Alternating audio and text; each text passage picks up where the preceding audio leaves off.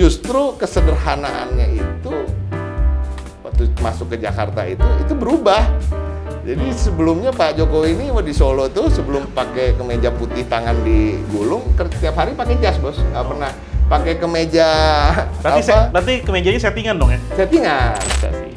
Ya bagaimana Pak Jokowi dan orang-orang sekitarnya itu apa yang mereka lakukan di Mahkamah Konstitusi untuk bisa meloloskan Gibran.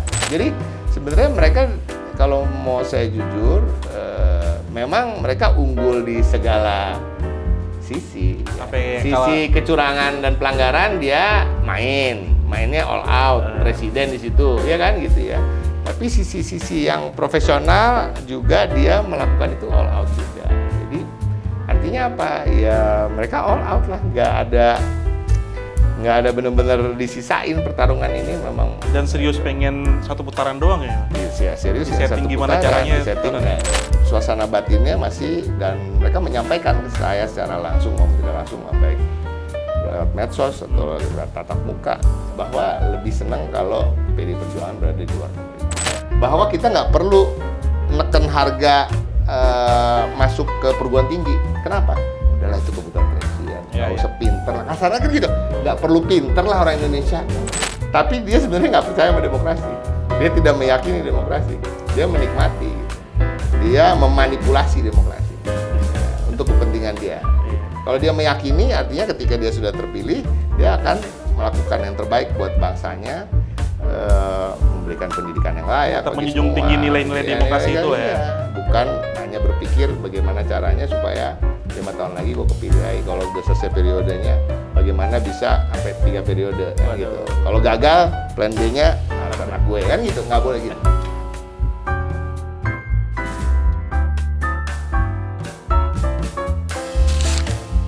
Halo semua, selamat datang kembali, selamat nonton lagi Dia Talks. Saya Ciko Hakim, juru bicara PDI Perjuangan. Siap, Bang Ciko. Siap. Terima kasih banget udah hadir, udah datang ke program Dia Talks, Bang. Gimana Bang kabar? Sehat Bang? Alhamdulillah sehat. Dari tahun kemarin nih running terus di TV, dilihat selalu di TV tuh. Gimana tuh Bang, bisa tetap bugar gini tuh gimana tuh Bang? Banyak olahraga sih Bang, olahraga Bang? Olahraga tiap hari, setiap hari ke gym. Oh gym? Setiap hari nge-gym, setiap hari, bahkan ada hari yang pagi terus malamnya sebelum mau tidur ke gym dulu, ke rumah. Jadi ya ngangkat ringan-ringan aja, sehat-sehat biar ini aja. Contoh-contoh politisi yang disukai ibu-ibu nih. Asik. Mama. Udah umur bos, jangan takut jompo aja gua kalau nggak olahraga. Bang, yes. Sekarang jadi jubir PDIP Bang ya? Salah satu jubir PDIP. Jadi juru bicara di PDI Perjuangan. Nah gue pengen kita hari ini kan ngobrolin soal dinamika politik terkini sama ya bagaimana tanggapan soal PDI lah. Sebelum itu gue pengen tahu deh Bang, sebelum terjun di politik tuh Abang apa nih Bang? Ngapain nih sebelumnya? Apa emang dari kuliah, dari aktivis sudah ke politik atau ngapain Bang? Jadi gue ini kan dari kecil ya, kalau mau historinya nih ya, dari kecil tuh emang senang politik. Dari kecil, dari SD. Nonton dari orang SD tua tuh gitu senang ya. Dan kebetulan keluarga besar dari ibu itu emang orang-orang politik di Orde Lama lah ya. Jadi kalau tahu Mensesnek Indonesia yang pertama Pak Abdul Ghaffar Pringgodikdo, terus ada Abdul Karim Pringgodikdo yang kedua, terus ada juga kakek saya yang bapaknya ibuku itu ketua umum PSSI tahun 59 sampai 64 Pak Abdul Wahab, itu anak buah Bung Karno semua lah. Jadi emang dari kecil emang udah dikasih buku ya kan, terus seneng baca koran gitu. Terus lagi makan ngomonginnya gitu juga. Ngomonginnya politik ya, terus kebetulan juga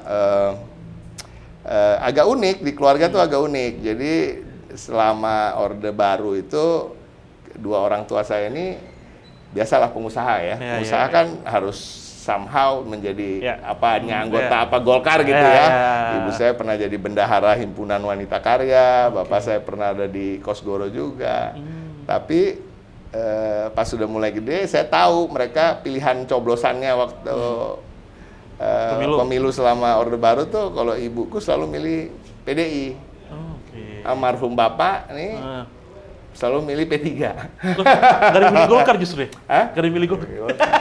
jadi gitulah gitu Iya, ya iya, kisahnya iya. ya. Dan itu ternyata banyak ya gitu. Jadi kebetulan. Nah, kemudian waktu era reformasi itu, ibu dan bapak itu termasuk pengusaha yang kan ada yang merasa nggak suka reformasi, ya kan, gejolak-gejolak itu. Tapi keluargaku walaupun dengan latar belakang pengusaha yang cukup sukses, bapak sama ibu, tetap mereka senang akan terjadi perubahan. Jadi sedikit banyak terlibat dalam proses perubahan reformasi. Nah, waktu itu saya lagi sekolah di Amerika. Nah, jadi kalau ditanya, saya memang dari SMA tuh sekolah di luar negeri, SMA di Australia, kuliahnya di Amerika.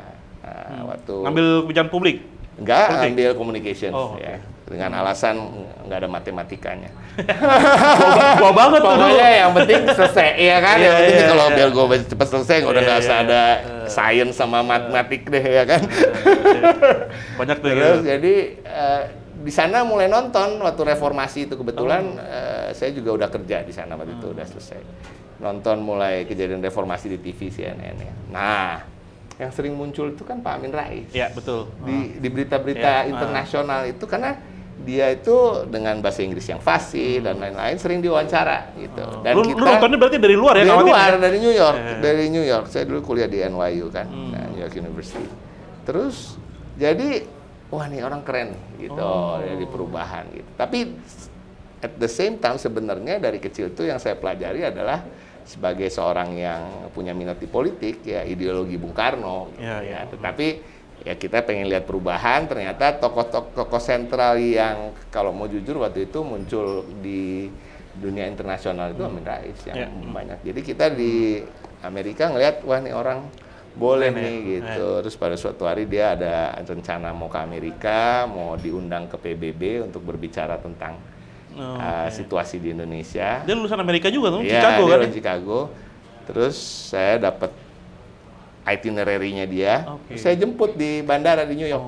Jadi waktu dia baru mendarat di Amerika untuk pergi dari New York, dia ke Washington DC, nginep dulu semalam di New York. Yang jemput di airport saya. Jadi itulah akhirnya pas di situ habis ngobrol-ngobrol dia bilang nanti kalau udah pulang ke Jakarta main-main ke Muhammadiyah.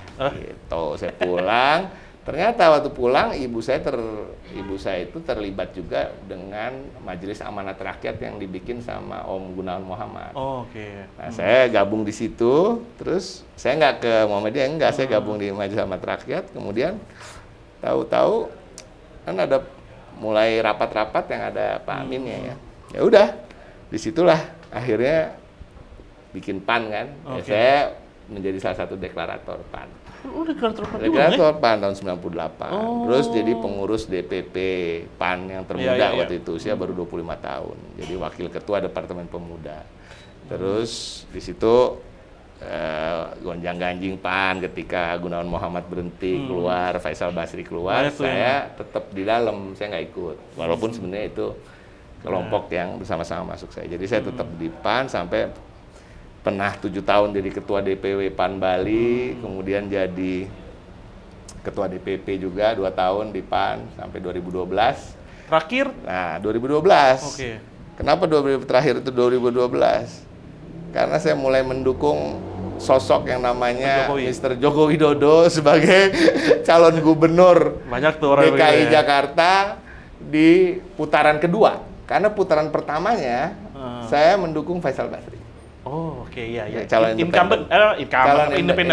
Ya, itulah kisahnya. Nah, tapi kan kalau ditanya kenapa terus jadi PD Perjuangan, ya itu karena dari kecil sebenarnya ideologi yang melekat gitu ya, yang saya pelajari dan saya merasa cocok itu adalah ideologi nasionalisme yang dibawa oleh Soekarno yang sekarang sampai dari dulu sampai sekarang itu yang paling dekat dengan apa yang diperjuangkan oleh PDI dan PDI Perjuangan gitu. Jadi ya karena banyak bergaul juga sama teman-teman, akhirnya karena habis dukung Pak Jokowi kan, saya merasa ya udahlah saya udah berbeda sama PAN, saya independen aja, tapi saya dukung Pak Jokowi, kemudian dukung Pak Ahok, ya kan.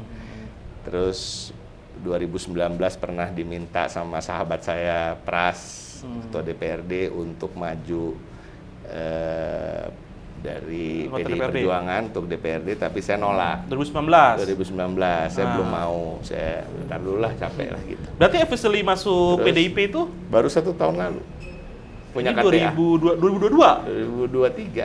2023. Oh, baru banget. Baru. Oh, teman udah kedekatan emosionalnya udah lama Udah lah ya.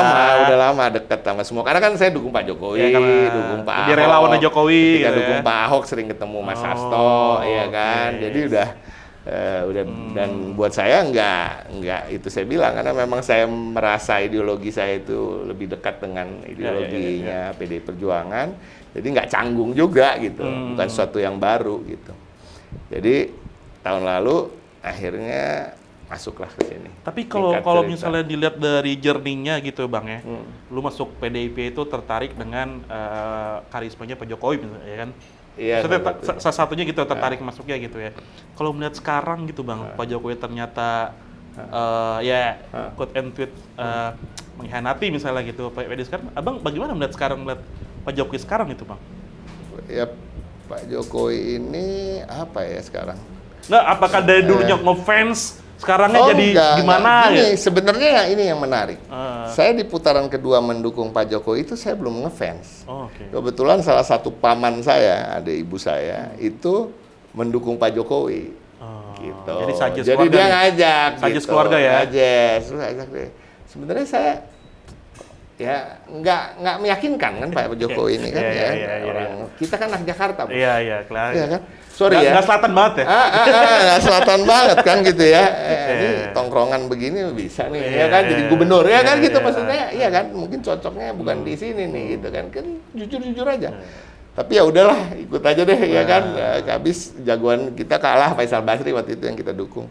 Ya kan? Iya. Jadi ikut jalan terus ternyata wah ini berpihak pada rakyat, sederhana dan lain-lain gitu ya. Tapi kalau saya sekarang lihat apa tadi yang disampaikan ditanyakan ya.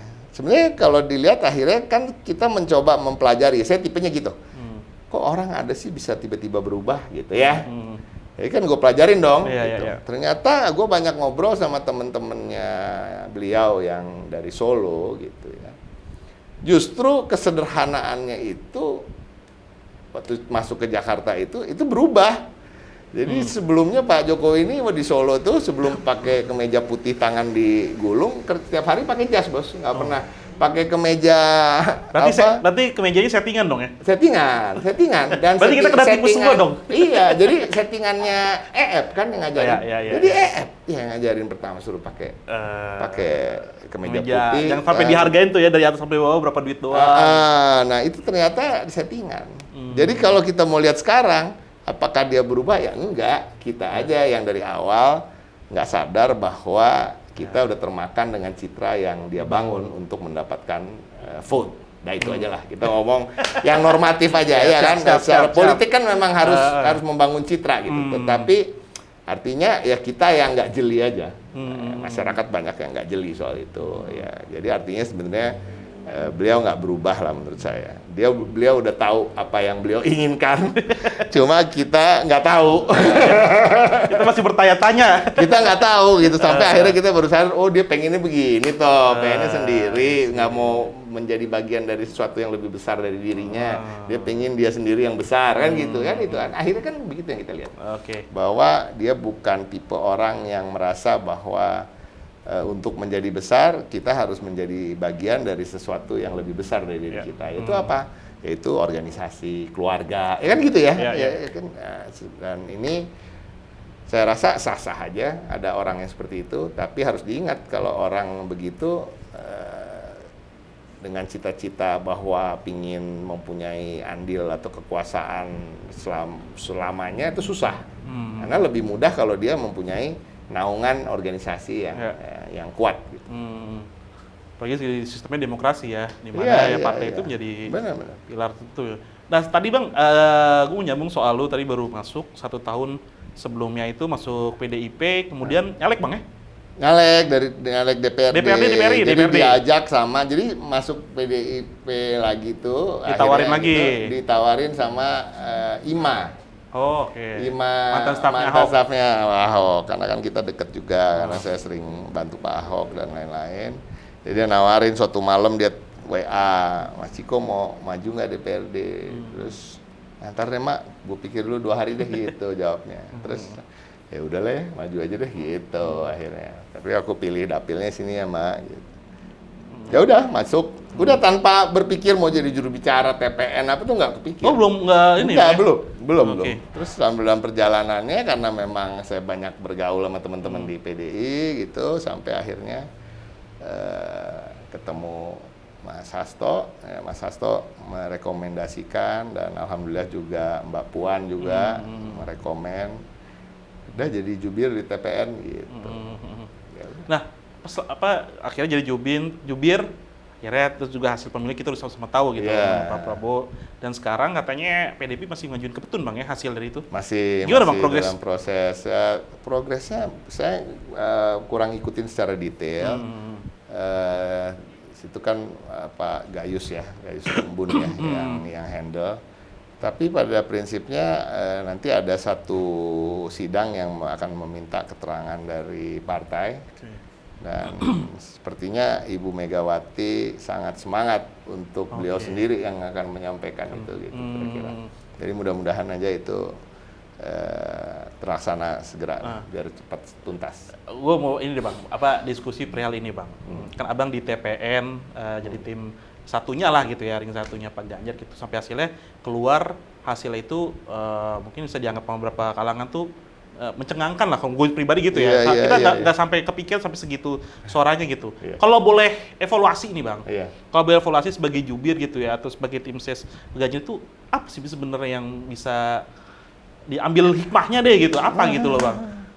Ambil hikmahnya apa ya? Hikmahnya apa ya? Nah, kita tapi apa gitu? harus berani curang. Iyalah, jadi gimana ya? Agak susah. Tapi itu kan bukannya ini maksudnya kayak pembelaan atau pecundang nih kalah terus langsung bilang curang. Enggak juga, tapi kan kenyataannya memang begitu.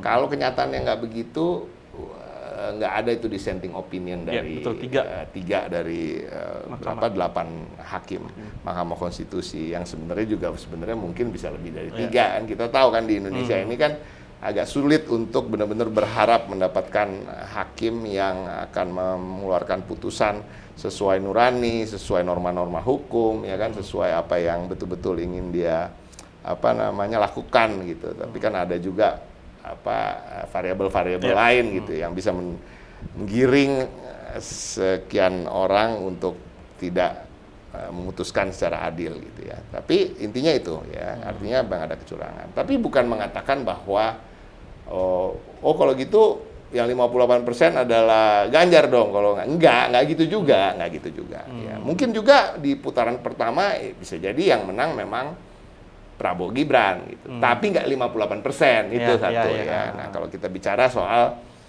itu ya, saya melihat memang dalam pemilu ini karena gue kan berartinya kan gue sekarang umurnya 50 tahun. 51 tahun. Nggak kelihatan tapi gue 50 ah? Nggak kelihatan tapi. Nggak kelihatan berapa? Kelihatan 332 49. Beda cuma setahun dong, beda 2 tahun. Jadi gue kan 51. Jadi gue ada di politik praktis itu dari tahun 98. Setiap pemilu gue cukup aktif, beberapa kali juga nyalek, kalah terus ya. Tapi artinya gue aktif minimal jadi berada di partai politik atau menjadi tim sukses kan gitu. Artinya gue sering mempelajari gitu, dan memang di pemilu yang ini, pilpres yang ini memang luar biasa sih.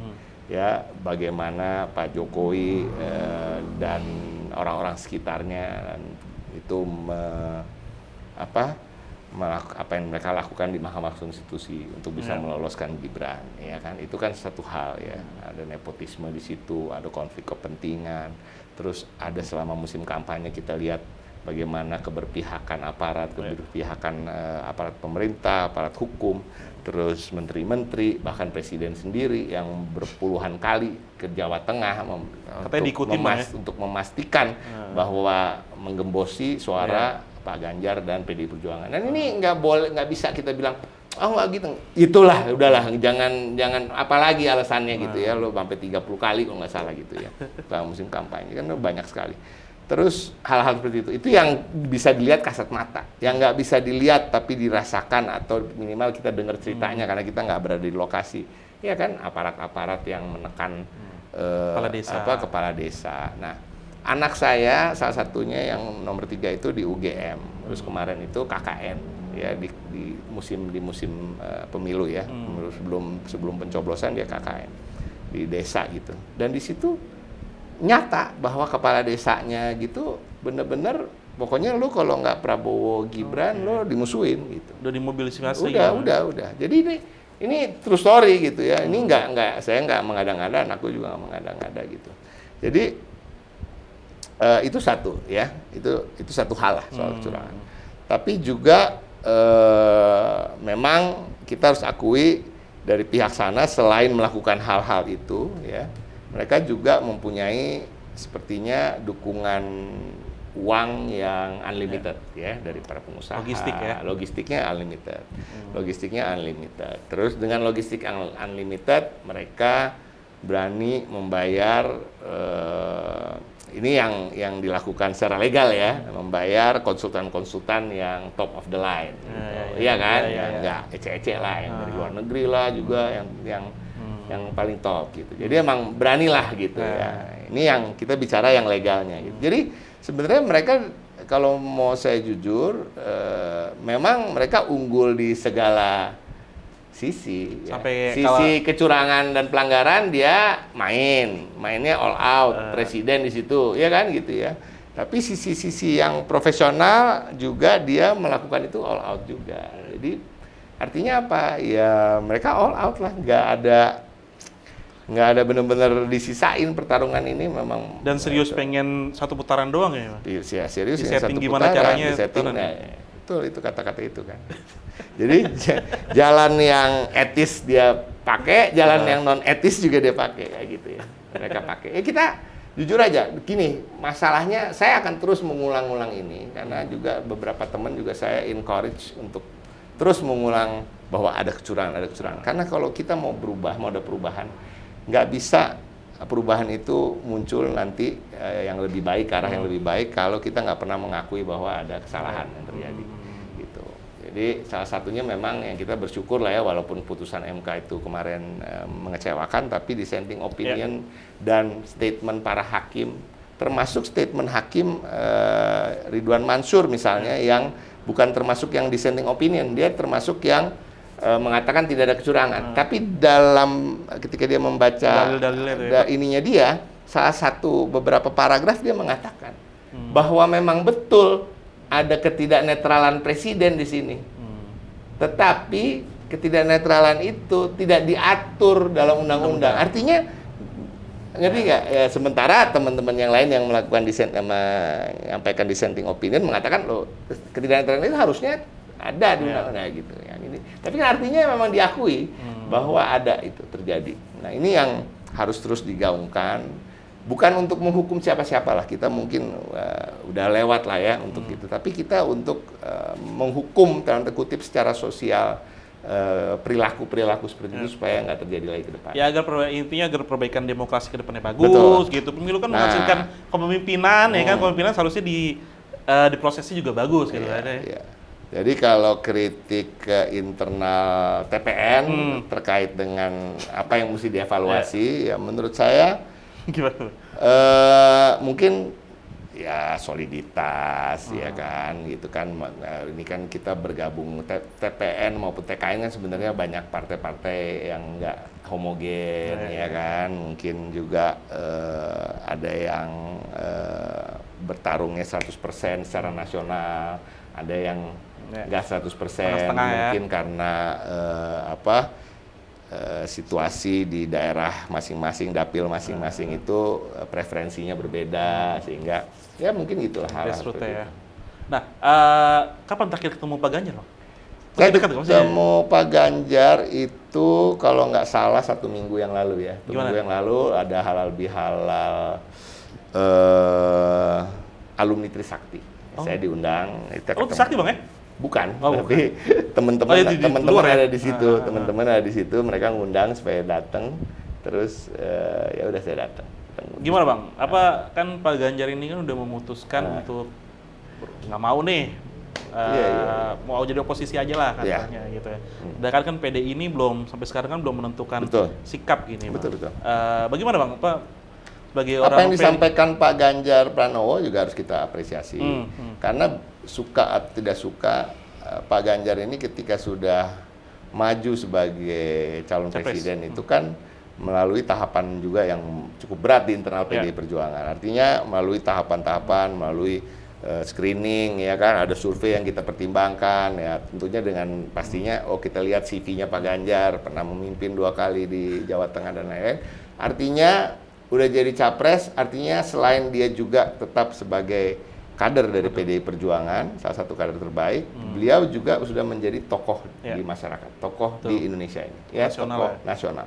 Jadi sangat wajar kalau seorang tokoh merasa mempunyai beban moral untuk menunjukkan sikap, karena dia sudah ketika berapapun itu yang dia bilang kan, 17% lah, let's say kita ambil dari situ kan 27 juta orang itu memilih dia, gitu ya, dan memilih dia masyarakat di desa yang walaupun dibagi bansos tetap milihnya dia. Artinya orang-orang yang memang militan memilih dia. Artinya banyak juga yang menunggu sikap Mas Ganjar sebagai pribadi. Itu harus kita apresiasi. Nah, sikap oposisi, dan tentunya itu melalui pertimbangan beliau ketika selain apa yang jadi isi hatinya, tapi juga serapan aspirasi masyarakat di bawah. Tapi konsultasi dengan partai juga kan Bang? Saya meyakini selevel Mas Ganjar, pastilah pasti berkomunikasi cukup sering dengan Ibu Megawati Soekarno Putri. Dan Mas Ganjar ini kan seorang kader partai yang loyal. Ya, bukan kader partai yang tidak loyal. Jadi apapun langkahnya terkait politik, ucapannya, saya meyakini bahwa walaupun saya nggak tahu secara pasti, tapi saya yakin, feeling saya bahwa dia pasti sudah ada pembicaraan dengan Bu Megawati. Nah, kembali lagi soal sikap PDI Perjuangan sampai hari ini memang belum ditentukan secara resmi. Tapi artinya Pak Ganjar sebagai pribadi yang udah menjadi tokoh di negeri ini, saya rasa pantas juga mengeluarkan statement yang dan juga kayaknya sikap PDI bisa mencerminkan ya. Gimana? Sikapnya Pak Ganjar bisa mencerminkan sikap partai. Nah, ini yang berbeda lagi. Berbeda dalam artian gini, sikap partai ini, perjalanan untuk menentukan sikap partai itu nggak bisa cuma lihat dari cerminan dari kader-kadernya yang berbicara di publik gitu. Kalau bicara di publik semuanya sepertinya mengarah ke oposisi gitu kan. Ini kan kalau kita bicara itu kan tentunya terkait dengan suasana batin. Ya kan? Kalau kita lukanya masih basah nih, ya kan? Karena baru sembuh lah ya. Tapi kalau kita mau menentukan sikap secara resmi, tentunya harus melalui segala macam pertimbangan. Ya, pertimbangan lain itu bukan yang sifatnya pragmatis. Jangan berpikir berarti mau pragmatis saja nih kalau sampai enggak juga. Pertimbangan itu kan untuk kepentingan bangsa dan negara. Apakah kita merasa pemerintahan yang ke depan ini akan berjalan baik kalau kita nggak berada di dalam misalnya, ya kan? Bisa jadi itu pertimbangannya, ya kan? Walaupun dengan berat hati gitu. Tapi saya nggak mengatakan itu yang menjadi pilihan. Tetapi pada prinsipnya untuk menentukan itu, ya kan, dengan menjawab pertanyaan-pertanyaan itu tadi, harus melewati apa yang di partai kita emang ada tahapannya. Ada mekanisme partai lah ya. Mekanisme partai, rapat di DPP, ada rakernas, ada juga yang dikatakan bahwa keputusan yang sifatnya kebijakan yang strategis tentunya pada akhirnya akan menjadi haknya. Tapi gue mau nanya secara pribadi Abang deh. Menurut Abang nih, di dalam atau di luar Bang? Menurutku? Iya, menurut Abang deh, nggak mau dong kan? Berapa persen? Iya, gitu. Boleh deh. Gini, alasannya kenapa Bang? Enggak, sebenarnya kalau saya melihatnya cuma dari satu alasannya. Kalau partai politik ini kan bergeraknya harus selalu mengingat dan mempertimbangkan apa yang menjadi aspirasi dari bawah, dari akar rumput, dari para pemilih ya. Nah, sampai hari ini jujur kalau kita mau bicara terkait akar rumput, terkait kader, terkait pengurus dari tingkatan paling rendah sampai yang tinggi, itu suasana batinnya masih, dan mereka menyampaikan ke saya secara langsung maupun tidak langsung, baik lewat medsos atau lewat tatap muka, bahwa lebih senang kalau PDI Perjuangan berada di luar pemerintahan. Jujur aja itu. Itu kenyataannya di lapangan sekarang. Tapi kan dinamika politik, kepentingan bangsa dan negara, ya kan itu juga harus jadi pertimbangan dan itu nanti akan ditimang-timang di proses-proses banyak mana mudorot dan ininya ya. Iya, akan kita lalui ya kan gitu.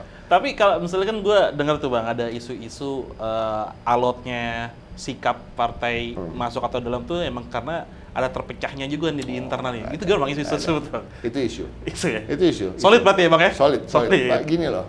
Solid ya kan. Dapat pancingan gua deh. Kan? Jadi intinya gini, walaupun gue baru ya, walaupun gue baru setahun nih gitu ya. Terus gue anak bawang lah gitu ya, tapi karena gue cukup matang di politik lah ya gitu ya. Jadi kan bisa mencium bau-bau lah ya, mencium bau, merasakan ya kan, itu mengukur suhu, temperatur ya kan, ruangan ya nih, wah ini ruangannya gimana ya kan. Jadi menurut saya nggak ada yang di orang-orang sering ngomong kan ada kubu A, kubu C gitu ya, kubu B. Menurut saya di PD Perjuangan nggak ada karena begitu kuatnya satu ideologi ya. Yang kedua begitu solidnya kepemimpinan Bu Megawati Soekarno Putri. Gitu. Jadi kalaupun ada perbedaan suara-suara di bawah, dan itu wajar dan itu harus ada karena dinamika dan itu harus menjadi diskursus semua. Untungnya jadi koalisi, untungnya jadi oposisi dan banyak dalam kebijakan-kebijakan yang lain juga banyak gitu. Ya, jadi bukan cuma satu. Jadi kalau suaranya core di bawah juga jelek kan, karena nggak ada pertarungan ide gitu. Kita menjadi tumpul gitu sebagai partai. Justru dengan adanya suara-suara yang berbeda ini di bawah, yang direpresentasikan saya rasa bukan oleh kelompok, lebih oleh pribadi-pribadi yang menyebar gitu. Ya tapi kan kalau dilihat ada emang gosipnya apa? Siapa? Kubu apa sama kubu apa? Netizen, ya, kita balikin. Gosipnya dari netizen Bang. Tapi kan maksudnya kalau kita lihat kan emang sebenarnya nggak ada konflik yang cukup keras gitu Bang. Per partai itu misalnya Bang, Prabowo di Gerindranya dan Bu Megawati di PDIP-nya. Makanya saya beberapa netizen bisa mengatakan bahwasannya emang ada chance juga untuk masuk jadi. Kalau permasalahan antara Prabowo dan ada isunya juga mau ketemu kan Bang? Iya. Dan ini saya rasa hanya masalah momentum aja. Ya kan, tapi teman-teman di Gerindra juga ngerti lah ya bahwa apa yang sedang kita usahakan ikutun itu jalani sekarang adalah salah satunya PT UN. Kita sedang menghadapi Rakernas, ya kan fokusnya PDI Perjuangan lagi ke situ. Tapi kan sehari-hari Mbak Puan ketemu dengan Bang Dasko di DPR, begitu juga anggota-anggota parlemen lain, senior-senior saya di PD Perjuangan yang di parlemen juga kan cair aja ketika menggodok undang-undang, ya kan, RDP, di komisi-komisi gitu kan, mereka saling berkomunikasi. Nggak ada masalah. Bener. Aman ya berarti Bang ya? Aman, nggak ada masalah. Nih, PDI kan mau Rakernas Bang ya? Ya. Bulan ini Bang ya? Ini tanggal 24. Nah, tanggal 24. Tadi tuh gue sebelum podcast baca berita, katanya kemungkinan besar nggak diundang ya Bang ya, Pak Jokowi? Kayaknya begitu. Saya kemarin kebetulan waktu press conference itu pas wisuda anak gue, jadi nggak bisa ikut. Oh, nggak bisa ikut. Jadi ada Mas Jarot, ada Bang Enrico, terus ada siapa lagi tuh, Komarudin, ada Seno ya. Agendanya apa tuh Bang kira-kira spesifik yang agendanya arah? Tiga yang utama ya, bahwa satu penguatan terkait dengan program-program kerakyatan PDI Perjuangan untuk masyarakat, khususnya masyarakat di akar rumput ya. Yang kedua tentunya sikap politik PDI Perjuangan hari ini dan ke depan ya. Yang ketiga dan juga cukup penting itu terkait dengan pilkada, gimana kita mau menghadapi pilkada ini, seperti apa rumusannya ya kan, segala macam. Ngomongin pilkada nih Bang. Siap.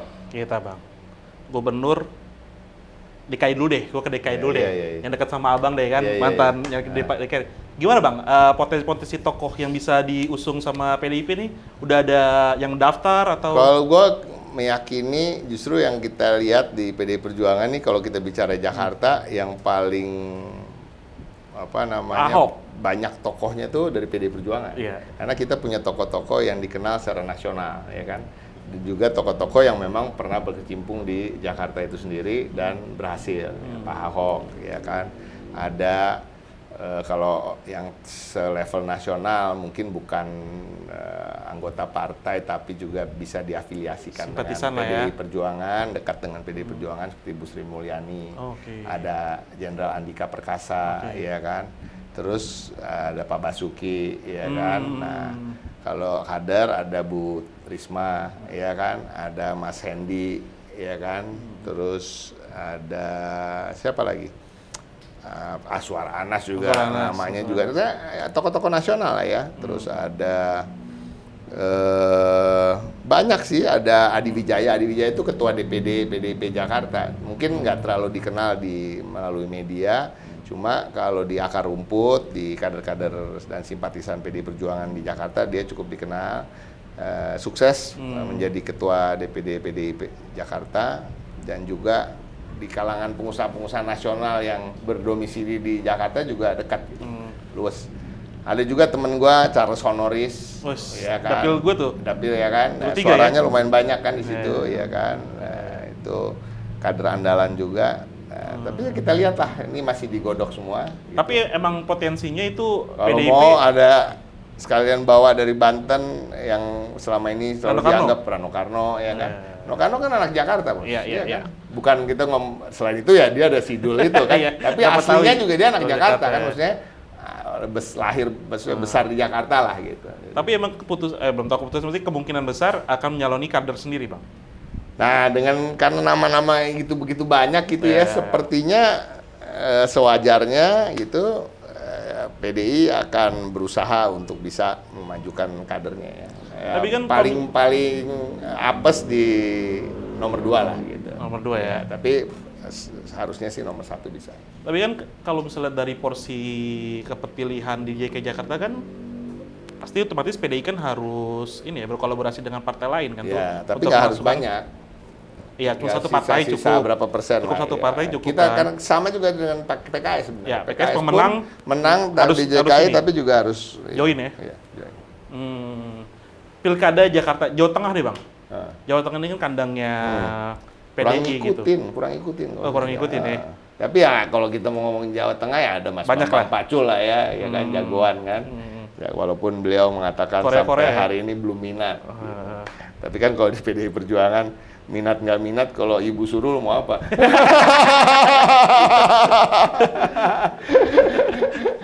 udah gimana gitu ya? Udah lagi gimana gitu ya? Berarti gue geser gini, Bang. Maksudnya kita tadi ngebahas di pemilu soal banyaknya kecurangan, indikasi soal tweet adalah nepotisme segala macam. Apakah kemungkinan di pilkada kedepannya itu akan ada praktek-praktek tersebut itu, Bang? Apa itu? Ya, itu hal-hal. Pasti, tapi dari pemilu ke pemilu itu harus selalu terjadi. Terus gini ya, termasuk saya ini kan juga lama di total jumlah tahun tinggal di luar negeri 10 tahun lah ya. Jadi ada SMA, terus kuliah, dan kerja juga pernah. Jadi saya juga karena punya minat di politik, ngikutin tuh. Ya kan, election di sana, di sana, di Amerika tuh bukan nggak ada kecurangan, ada juga.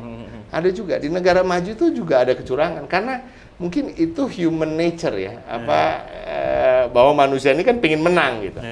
Ya kan, pengen menang, dan kalau memang ada celah untuk melakukan sesuatu tapi tidak ketahuan, dia akan lakukan. Nah, masalahnya di Indonesia tuh ketahuan juga nggak apa-apa gitu ya kan, itu yang jadi masalah sebenarnya. Hakim yang bisa ini nggak berbuat juga. Jadi orang dalam kekuasaan itu begitu berani dan nggak malu dalam tanda kutip untuk melakukan kecurangan yang kasat mata, ya kan?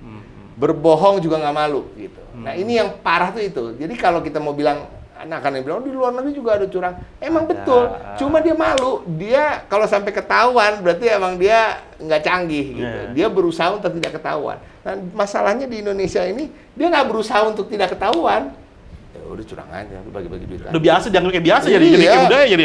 Bagi duit pakai amplop, ada fotonya, ada namanya. Kan itu minta ketahuan, Bos. Iya kan? Diambil KTP dicatat. Iya kan, itu kan pingin ketahuan gitu. Artinya lu udah gampang lah karena semua bisa disogok kan gitu. Nah, ini yang menjadi masalah. Nah, itu tadi makanya kita kembali ke pembicaraan kita sebelumnya bahwa apa yang terjadi kemarin itu harus kita akui bahwa ada kesalahan. Kalau kita nggak mengakui itu kesalahan, kalau kita mengakui itu suatu hal yang biasa, akhirnya kita akan makin terbiasa, makin parah, makin parah. Nah, ke depan nih harapan saya sih, ya kita harus makin ketat lah terkait money politics dan hal-hal yang sifatnya kecurangan, ya kan. Terus Bawaslu berani menindak aparat gitu ya, nggak usah ragu. Ya, hal gitu ya. Tapi masih bisa diharapkan Bang ya, masih optimis gitu ya. Harus, ya makanya harus cerewet. Jadi jangan takut, jangan takut ngomong gitu, jangan takut ngomong gitu, jangan takut bersuara gitu. Terus kalau diancam mau ditangkap, jangan takut gitu loh. Ini kan masalah juga bos kadang-kadang ya. Masalah banyak orang yang saya nggak nyalahin ya, saya tidak menyalahkan orang yang tadinya berani terus di WA lah sama ya seorang kekuasaan lah ya, atau diancam gitu terus jadi nggak berani gitu. Ya itu pilihan dan itu nggak salah juga kan, orang harus mikirin keluarga. Ini jangan-jangan abang ada pengalaman juga nih Bang? Nah, gue belum ngomong, tapi kalau sama gue lo coba-coba aja. Gue makin gila. Gitu. Jujur gue karena gue udah menganggap ya ini bagian dari kalau nanggung apa gunanya, ya kan.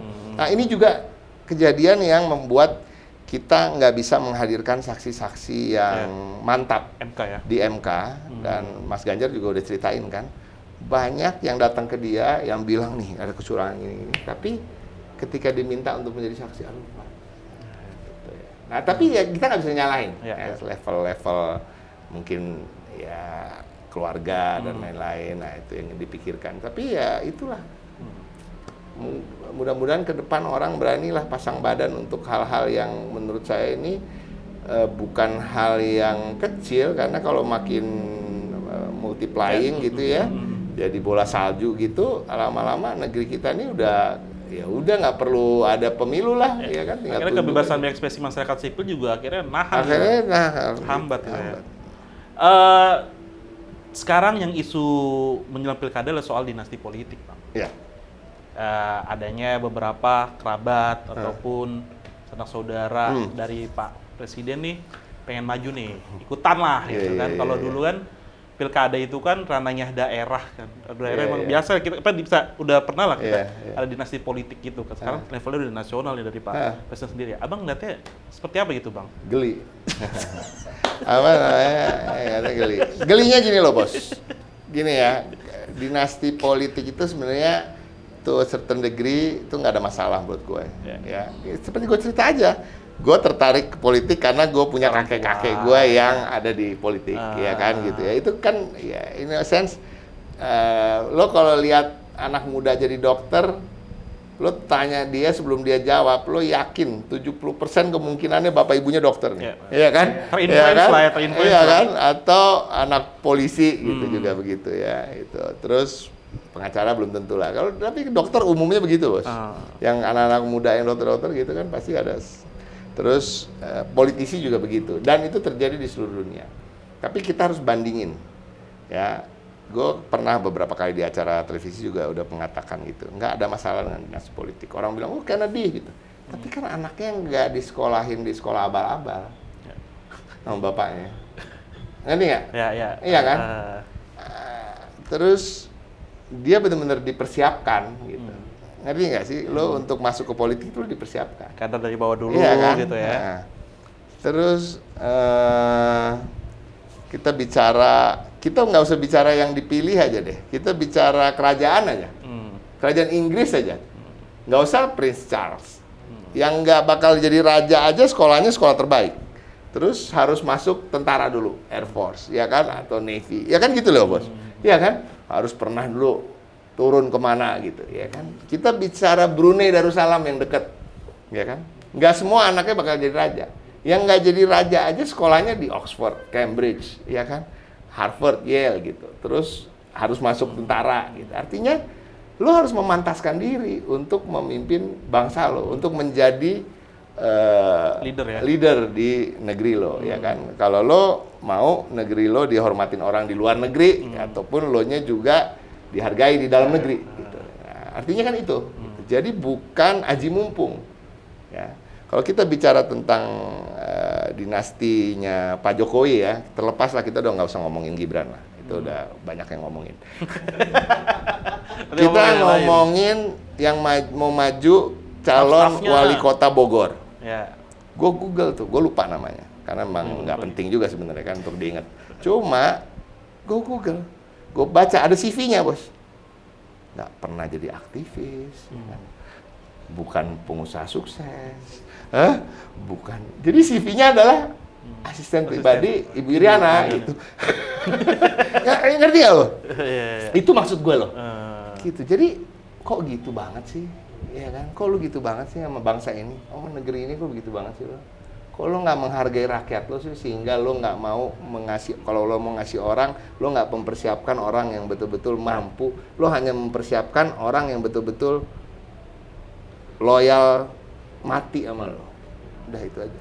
Tapi kan Itu kritik ya. alasannya kan ini bang, alasannya seringkali dianggapnya ini kan demokrasi, Ya, masyarakat yang memilih. Ya, nggak Kalau gitu. masyarakat nggak suka nggak milih dong. Ya bukan suka nggak suka dong, tapi kan gini lah ya. Tapi Ketersediaan. kan masyarakat yang seperti apa yang dipelihara? Selama orang memimpin itu kan apa dia memberikan akses pada pendidikan sehingga masyarakatnya menjadi cerdas kan enggak, tapi justru malah kebalikannya. Menurut saya ada hal-hal yang memang bukan artinya berusaha untuk memberikan akses pendidikan, enggak. Jadi kemarin ada, ini salah contoh aja ya. Demokrasi itu kan harus menyejahterakan, bos. Iya kan? Demokrasi itu bukan hanya pemilu, bos. Iya. Demokrasi itu the whole system. The whole system ketika orang itu sudah terpilih, dia harus menyejahterakan secara adil, ya, semua orang, baik yang memilih dia atau bukan, kan gitu ya. Tapi kan kenyataannya ini enggak. Dan demokrasi yang digaung-gaungkan dari pihak yang selalu mengatakan kan orang memilih, ya, di kepala dia demokrasi hanya pemilu. Artinya untuk menang lagi, untuk menang lagi, untuk menang lagi. Nah, caranya salah satunya yang dilakukan sangat tidak demokratis. Apa? Ketika dia memimpin, dia memiskinkan rakyatnya, menahan kemajuan rakyatnya. Ini terbukti dari statement kalau nggak salah satu petinggi Kemendikbud yang ketika diprotes soal UKT itu mahal oleh mahasiswa, dia dibilang tersier ya. Dia bilang itu kebutuhan tersier. Dia dulu kayak ketelepasan yang sebenarnya artinya di internal mereka itu sudah pernah dibicarakan bahwa kita nggak perlu neken harga masuk ke perguruan tinggi. Kenapa? Udahlah itu kebutuhan tersier, nggak usah pinter lah. Kasarnya kan gitu, nggak perlu pinter lah orang Indonesia. Artinya apa? Kan itu yang, dan itu undemokratis, itu tidak demokratis. Pemikiran seperti itu tidak demokratis, itu loh. Demokrasi itu karena misinya adalah menyejahterakan ke seluruh rakyat yang adil. Nah, jadi bukan cuma di pemilu gitu. Kan sebenarnya dikerdilkan demokrasi itu seakan-akan hanya soal pemilihan. Atau mungkin emang nggak nyampe otaknya gitu. Ya kan, bisa jadi. Karena gini, atau mikirnya cuma karena pembangunan, banyak orang saya pernah juga mengatakan. Jadi orang-orang seperti ini nih penikmat demokrasi, termasuk Pak Jokowi dan keluarganya kan penikmat demokrasi.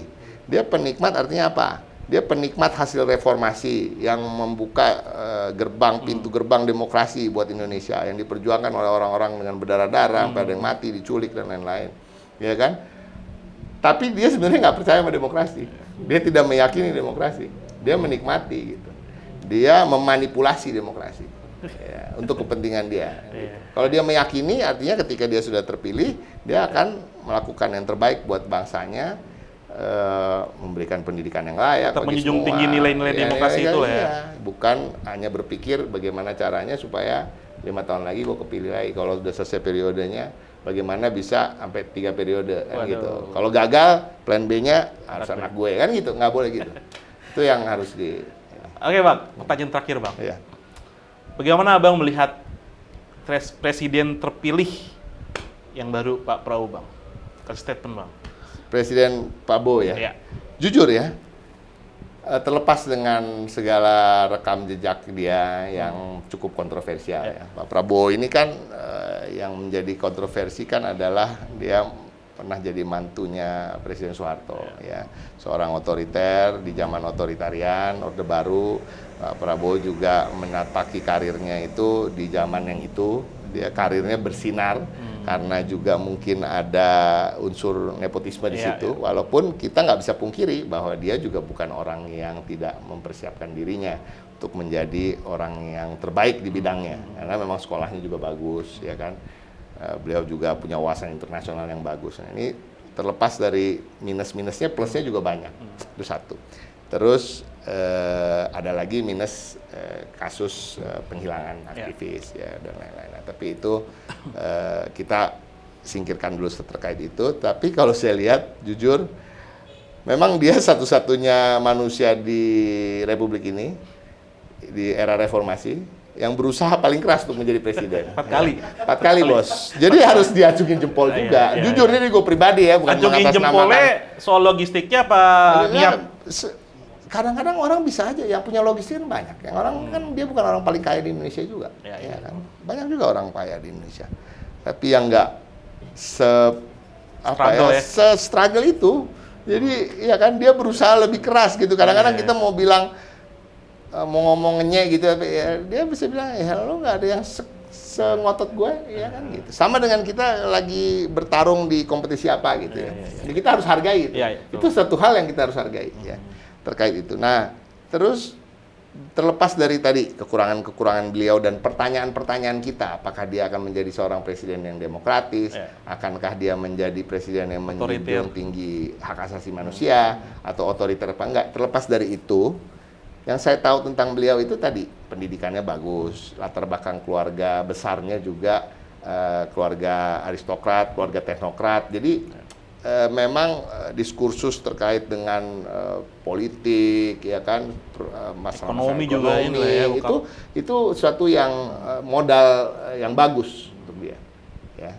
Jadi bukan soal kekuasaan aja yang ada di kepala Pak Prabowo gitu. Dan dia juga punya latar belakang yang bagus tadi soal pendidikan, juga wawasan internasional, hubungan dengan dunia internasional yang bagus. Nah, yang positif ini, apakah ini yang akan menjadi yang kita lihat nanti ke depan, atau yang kita pertanyakan ini? Nah, harapan saya kalau dia dilantik nanti setelah itu yang baik-baik ini, ya, karena ada yang baik-baik itu tadi ada.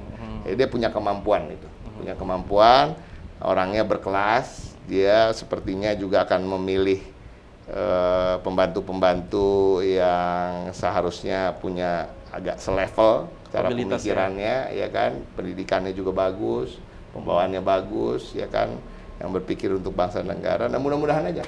Jadi kita sebagai rakyat Indonesia harusnya berdoa yang terbaik kan, terlepas dari perbedaan pandangan politik, perbedaan partai. Saya berharap Pak Prabowo yang baik ini yang akan memimpin. Bukan yang kita banyak pertanyaan ini. Ya, bukan yang kita takutkan. Bukan yang kita takutkan. Ya. Oke, thank you Bang Ciko. Thank you. Udah mau ngobrol-ngobrol. Siap. Jadi ini terima kasih. Selamat sampai jumpa penonton kembali.